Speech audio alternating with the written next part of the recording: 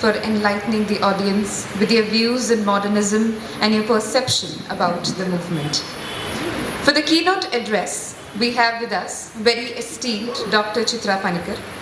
She is a professor of English at Bangalore University. After her PhD work on Joyce and Marcel Proust from the Department of English, Kerala University, she worked as a resident scholar in the James Joyce Foundation, Switzerland for a year. She also worked as a lecturer in the Center for Comparative Literature in Hyderabad Central University and as a reader in the Center for Applied Linguistics and Translation Studies in the same university. Her areas of interest span across literary and cultural theory, translation studies, and Indian literatures. She has translated and published 8 chapters of Joyce's Ulysses into Malayalam and continues to translate literary and critical texts from Malayalam to English and vice versa, while theorizing those practices. The last few years, as a part of research program sponsored by UGC, she has been consistently working on questions of identity and has published articles that offer an interdisciplinary perspective on literary texts. May I now invite ma'am to enthrall the audience with her perspectives. Good morning to everyone.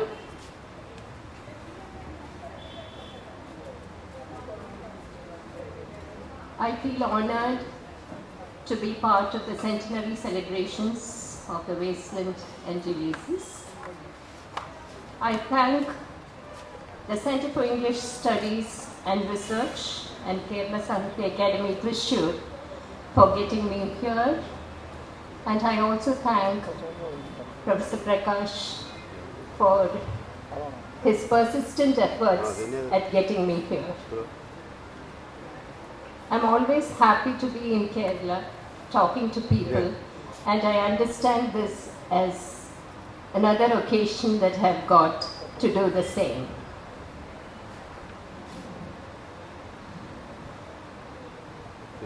I would like to dedicate this lecture titled Representations of Life, Death and Sexual Politics in Joyce's Ulysses to Fritz Senn, an independent scholar in Zurich who devoted an entire lifetime to the study of Joyce's writings. He is 95 years old now and still busy interpreting Joyce's writings. I have been mentored by him in Joyce studies and have often watched in wondrous amazement the way scholarship sits ever so lightly on him. And so this exercise is in recognition of that lifelong passion of Dr. Fritz Senn, who is the director of the Zurich James Joyce Foundation. I think I'll start with a reference to the Modernist movement and also try to examine the Modernist paradigm in relation to these 2 texts, that is, the Wasteland and Ulysses, identified as Modernist texts, both published in the year 1922.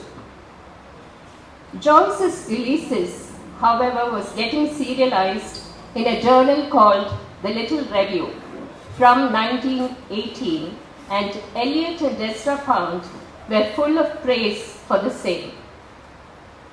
In Joycean circles, there have always been references to Joyce's snide remarks against Eliot in his work Finnegan's Wake.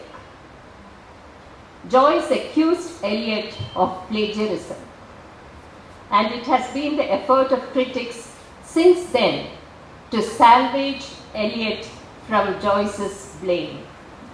Some believe that Joyce's derisive rejection of Eliot's writing was a rejection of the high church Anglicanism that Eliot embraced before Joyce wrote Finnegan's Wake. I personally believe that it could be true, because Eliot and Joyce in a way represent two very different world views. While Eliot's views were mostly founded on faith or the loss of faith and the seriousness of life itself, Joyce's views were grounded on rebellion, on exile, and a perception of life in terms of everyday comic potential, in perception of the everyday comic potential of life. Joyce's Ulysses bears testimony to this everyday turns of life. Actually, if we were to apply everyday theory on Joyce's text, we would know that the correspondences are too many that we would hesitate to do this application. Actually, I have a student working with me now who is working on women's everyday life. And when I asked her whether she would want to, examine one chapter, that is the Penelope chapter of Ulysses, against those theories that we were doing or we were spanning, she said, "Ma'am, I would rather not, because the correspondences are too obvious." So that's the way in which everyday life plays a part in Ulysses. The sweep and range of ordinary thoughts that cross individual minds, the sheer grandeur of everyday actions and performances, the everyday rhythms of Dublin life, staged at its city venues and city suburbs, from Sandymount Strand to Barney Kiernan's pub, to Ormond Hotel bar, to 7 Eccles Street residence. And that more than 700 pages got written on a single day spent walking in Dublin testifies to the verbal facility of a people. The standard Dubliner is full of lively talk.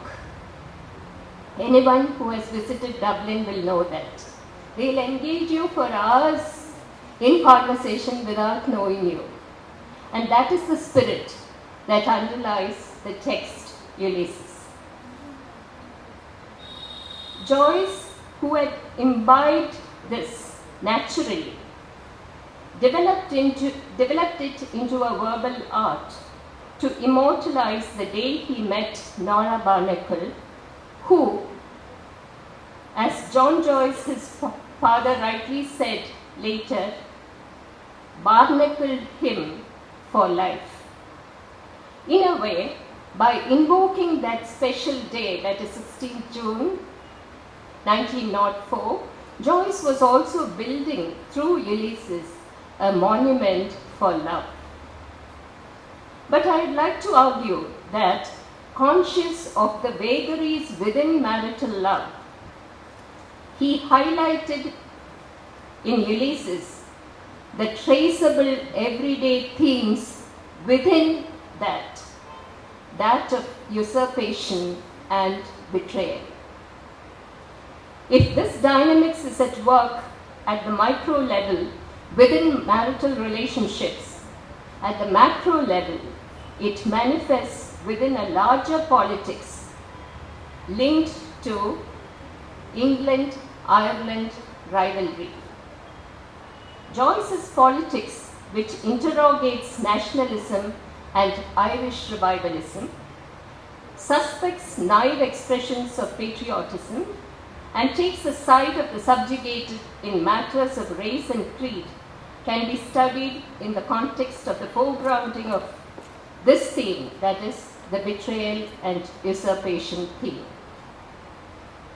Everyday moments in life are controlled and determined by this politics. It is Joyce's preoccupation with form and language and style, and his locations at cosmopolitan cities within the European continent, like Trieste and Paris and Zurich, that conferred on him the title of apolitical modernist aesthete. But let us remember that Ulysses concentrates entirely on the workings of ordinary citizens' life, as lived entirely in Dublin city. In the context of delineating these lives, what is effectively brought to life is the Dublin of 1904, a city which Joyce loved and hated at the same time. His dear dirty dumpling, as he called it. Joyce compressed the universe into a pill and contained it in the streets of Dublin. He left Dublin in 1909, a voluntary exile, to free himself from the colonial yoke of England and the dictates of the Roman Catholic Church, never to return to the city of Dublin. And after 1912, never to return to Ireland. Dublin never left him, nevertheless. He redrew from memory the Dublin of 1904.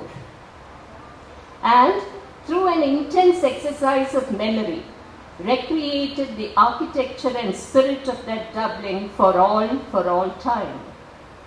Ulysses is therefore, in my view, a memory text.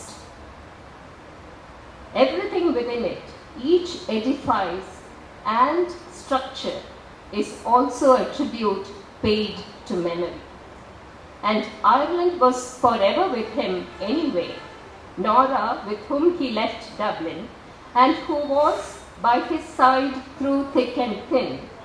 The country girl from Ireland's Galway had symbolized for Joyce the beauty and spirit of Ireland, which he wished to preserve. And therefore, he could afford to stay away from it. Like Daedalus in Ulysses, if he had stayed back, if Joyce had stayed back, he would have identified Ireland as a place that would never let him grow, where he would always be playing the slave of two masters, England and the Catholic Church. Let us note that Joyce's Ulysses begins with a mockery of the Catholic ritual of the Mass.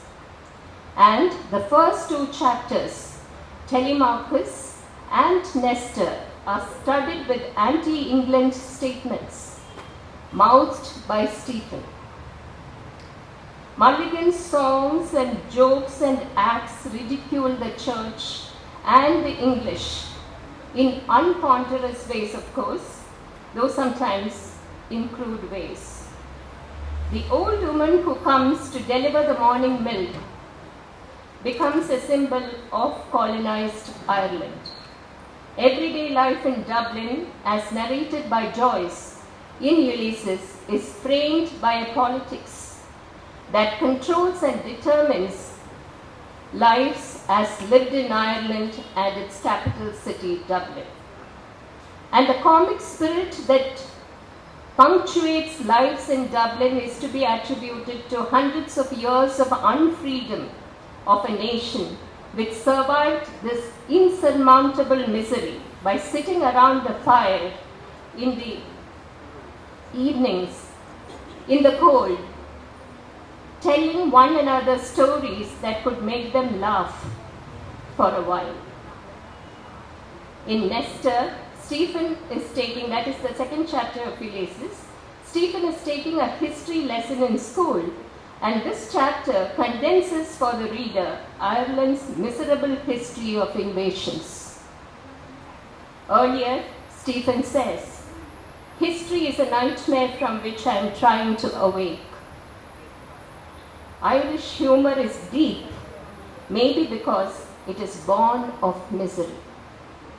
And Ulysses is, all said and done, a funny book that encodes this laughter.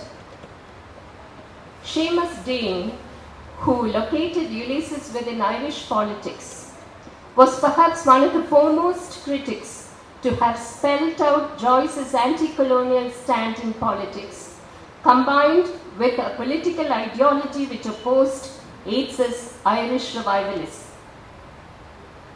Vincent Cheng's work, titled Joyce, Race and Empire, which came out in 1995, demonstrated the importance of politics to Joyce and the importance of Joyce to politics. I am stressing this point mainly because he is usually defined as an apolitical modernist aesthete. Cheng argues that Joyce's works contribute to the political as works of literature, the Irish predicament that remained at the heart of his literary concerns. That is what is most valuable in it.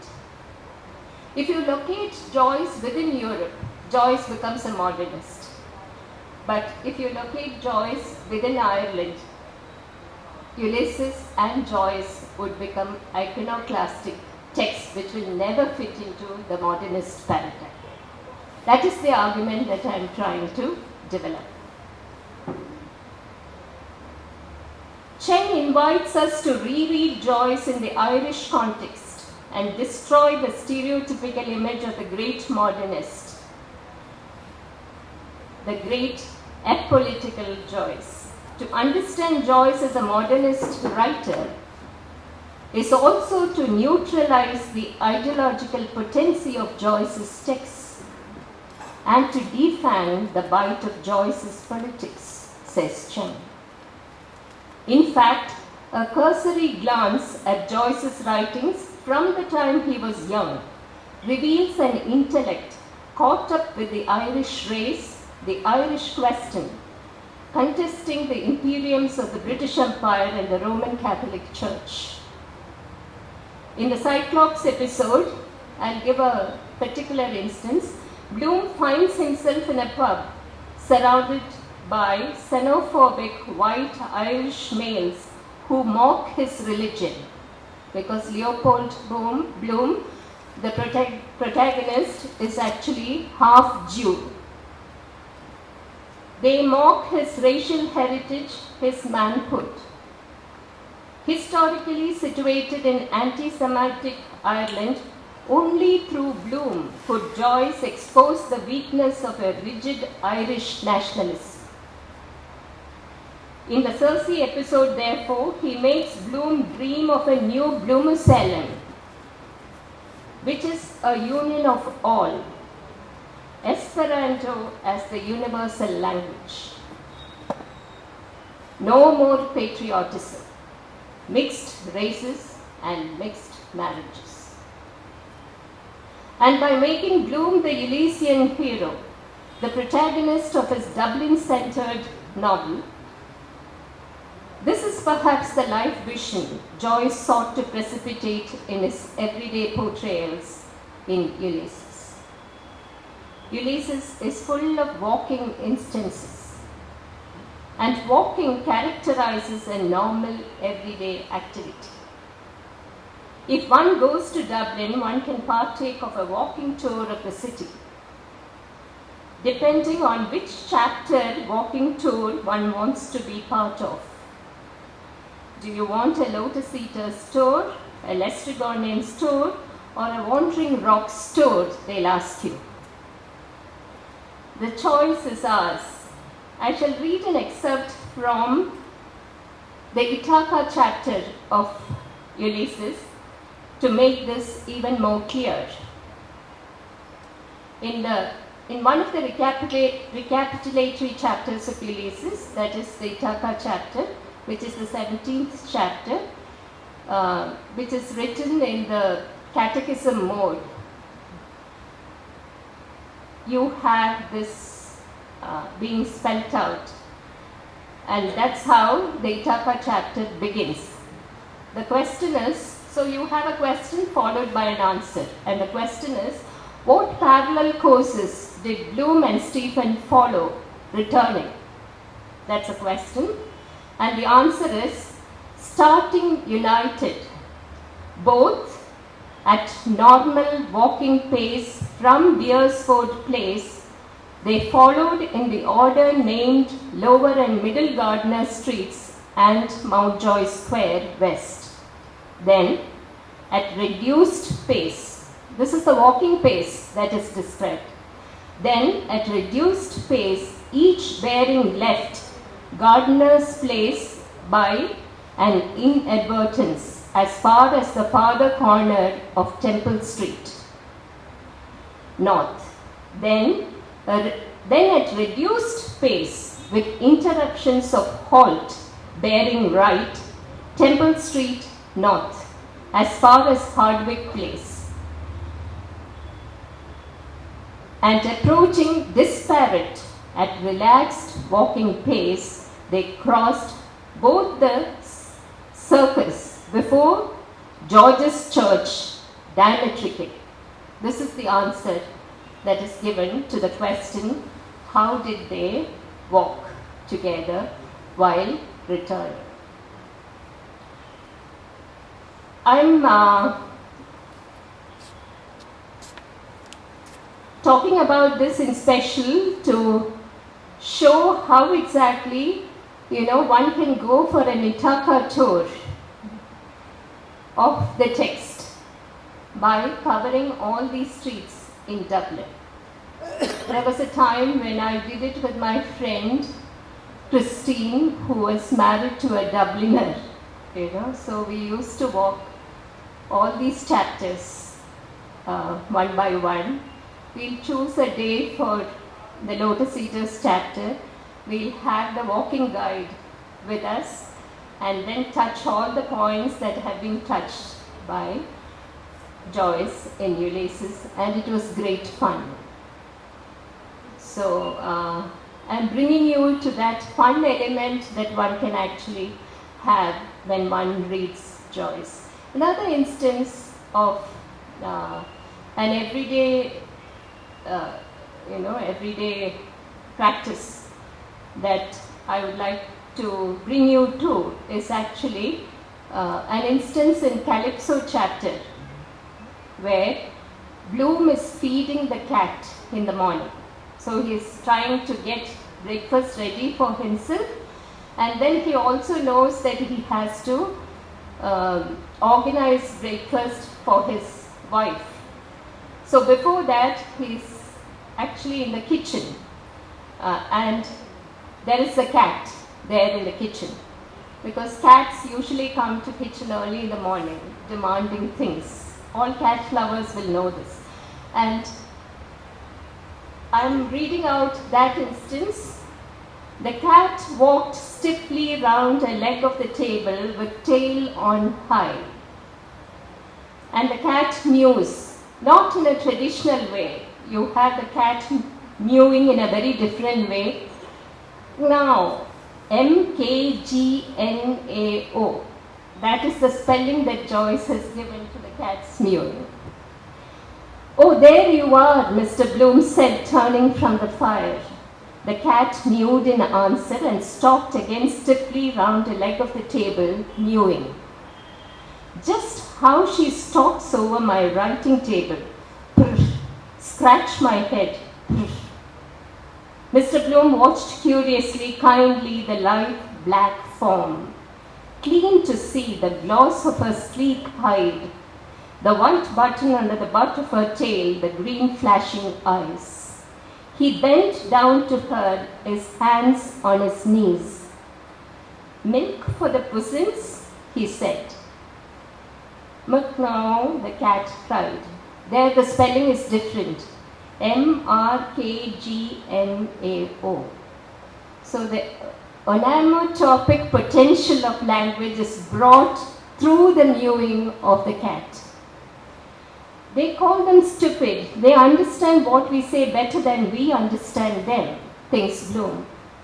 She understands all she wants to. Then he again talks to the cat. "Afraid of the chickens, she is," he said mockingly. "Afraid of the chuk-chuks. I never saw such a stupid pussins as this pussins." Curious, then Bloom says cruel, her nature, when he thinks about the mice and the cat. And then the cat mews again. "But no," says the cat. And here the spelling is again different. Mrkrgnao. So this is the way in which actually Joyce plays with language and also makes language, attain a kind of realistic level that it has not attained so far in writing. So the way in which he actually makes language speak, even animal language, not just, people's language. Now, from that point, I think I will go back to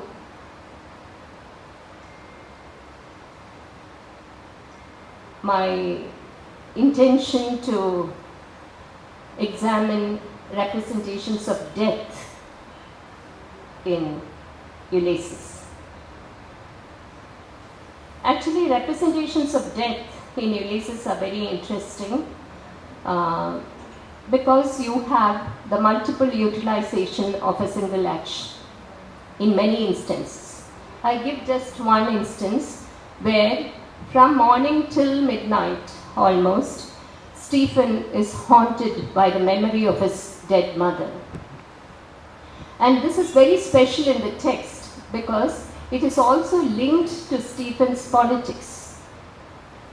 How is it linked to Stephen's politics? Because when Stephen comes back, or Stephen is asked to come back to Ireland to kneel at his mother's bedside and pray for her, Stephen refuses to do that because he is not a believer.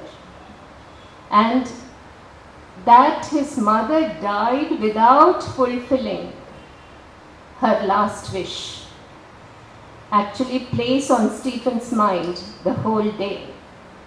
And I will just read out instances that I have marked from the text so that you know how exactly Joyce makes use of one instance but never repeats it.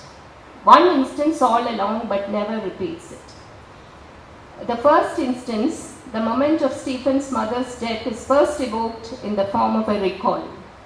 The sight of the sea and the universal recognition of it as the great sweet mother provokes Mulligan's recalling of the moving death scene. I quote from the text, "He turned abruptly his grey searching eyes from the sea to Stephen's face." That is Mulligan accusing Stephen of not praying beside his mother's bed. "The aunt thinks you killed your mother," he says. "To think of your mother begging you with her last breath to kneel down and pray for her, and you refused." The second instance, Stephen remembers the dream he had of his mother after her death. Silently in a dream, she had come to him after her death. Her wasted body within its loose brown grave clothes giving off an odor of wax and rosewood. Her breath that had bent upon him, mute, reproachful, a faint odor of wetted ashes. The memory of the past dream is resolved and made present space through this association. I give you two more instances and then I'll tell you how exactly the whole thing gets developed. These are quotes from the text. "Across the threadbare cuff edge, he saw the sea hailed as a great sweet mother by the well-fed voice beside him. The ring of bay and skyline held a dull green mass of liquid. A bowl of white china had stood beside her deathbed, holding the green sluggish bile which she had torn up from her rotting liver by fits of loud groaning vomiting." So here the memory of the mother is mixed with a vision of the sea as mother. There are lots of these instances. Actually, you have instances in almost every chapter, but I'll actually close these instances unless somebody wants, the full details of that. I'll go to one of the last chapters and say how this memory is carried forward. The memory that came in a dream is improved upon, and the same image is given a ghostly cladding now. The dream memory is repeated almost verbatim, and the following improvement is added on it. I quote, "Her glazing eyes, staring out of death, to shake and bend my soul. On me alone, the ghost candle to light her agony. Ghostly light on the tortured face. Her hoarse, loud breath rattling in horror, while all prayed on their knees. Her eyes on me to strike me down. Shewer of corpses, no mother, let me be." Full circle. How does he come at full circle? Actually, this is a storyline in portrait, the mother's death. So, that is developed. The storyline in portrait becomes the memory line in Ulysses. Recall is transmuted into memory. Memory becomes dream. Then you have the memory of the memory dream. You have the archetype of this memory recalled. Then you have the mocking of the memory and individual memory as part of historical memory. Memory as image transmuted into symbol becoming a yoke, and the symbolic final act of shattering the burden of memory. That is what happens in Circe. So I will just, quote that instance. Stephen, the mother says, it becomes, almost drama there, and the mother says, beware God's hand. And Stephen says, no, break my spirit, all of you, if you can. I will bring you all to heel. The mother says, have mercy on Stephen, Lord, for my sake. Inexpressible was my anguish when expiring with love, grief, and agony on Mount Calvary. She tries to explain that, scene from the Bible, and Stephen says, nothing. He lifts his ash plant high with both hands and smashes the chandelier. The act of disobedience, first disobedience, is reenacted here, and the non serviam dictum is repeated. Even the memory of memory is shattered through this. So I'm just doing this exercise for you to know how these are, kinds of touches that Joyce gives to a single incident. One is also reminded of, Deleuze's formulations on repetition and time, and how not even one repetition is actually a repetition, because it is framed by something which is differentially temporal and spatial. Now I'll read out, concentrating on the death on representations of death. And so you have in the Hades chapter, that is the 6th chapter of Ulysses, the episode which describes Paddy Dignam's funeral. And much of this episode is concerned with Leopold Bloom's loneliness within a social group which treats him as an outsider. Bloom, along with his fellow mourners, travels to the cemetery for the burial of Paddy Dignam. The episode is more focused on death than any other episode in the novel. The incident induces a wealth of Bloomian meditations on birth, death, and human fragility, including his recollections on Rudy, his own dead son, and his father who committed suicide. Bloom's own tendencies towards practicality are combined with these thoughts as he thinks about death and hygiene and the benefits of running a tram line to the graveyard. Though the settings of the episode are somber, the thinking processes and the attitude of the mourners during the funeral make it very funny. I will just talk about the comic potential of even episodes like this by giving a single instance of what happens inside the cemetery in relation to Bloom's thoughts. Finally, I'm describing that, finally when they reach the grave, the mourners take up their positions around the grave. We are expected to be sad and solemn during burial, as it is the final step with which a funeral ends. But here, Bloom continues to stay detached on the burying of Dignam's body. It is true that his mind is obsessed with deaths of various kinds, but he does not dwell on the same subject. He diverts its attention towards things which are humorously irrelevant and insignificant. Near the grave, Bloom's attention gets diverted towards a mysterious stranger. He starts thinking, now who is that lanky-looking galoot over there in the Macintosh? Now, who is he? I'd like to know. He also counts the number of people standing around the grave. The funniest thing is that his business mind reflects on the waste of wood as the coffin is prepared to be buried. Bloom continues to think unconventionally even when the gravediggers begin to throw soil on the coffin. He thinks, I quote, and if he was alive all the time, by Jingo, that would be awful. No, he's dead, of course he is dead. Monday he died. They ought to have some law to pierce the heart and make sure, or an electric clock or a telephone in the coffin, some kind of canvas air hole, thinks he. These unusual thoughts of Bloom during the burial provide comic ease.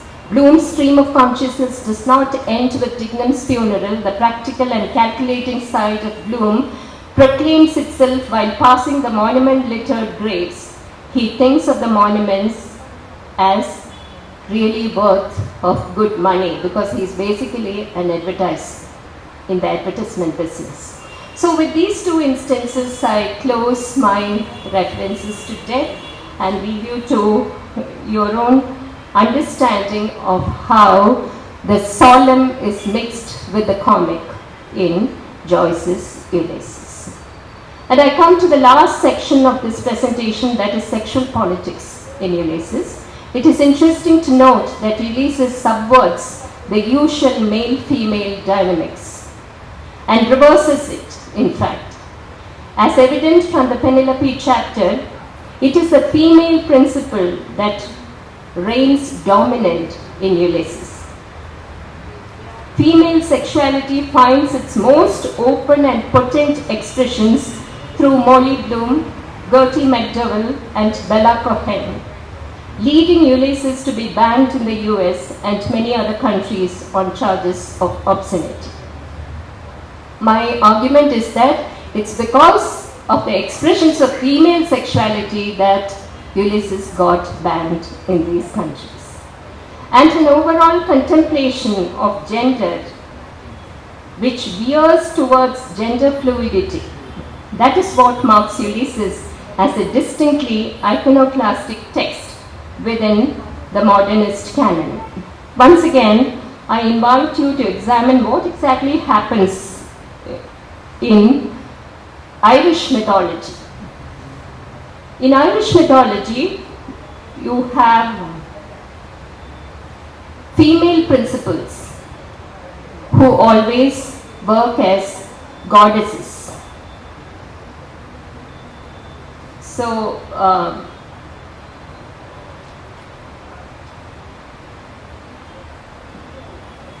you have the river goddess, you have the earth goddess, you have the goddesses of fertility, and all these goddesses are forever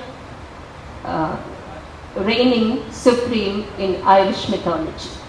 When Yeats was rewriting Irish mythology during revivalism, he actually translated this mythology wrongly so that the female principle will not reign supreme.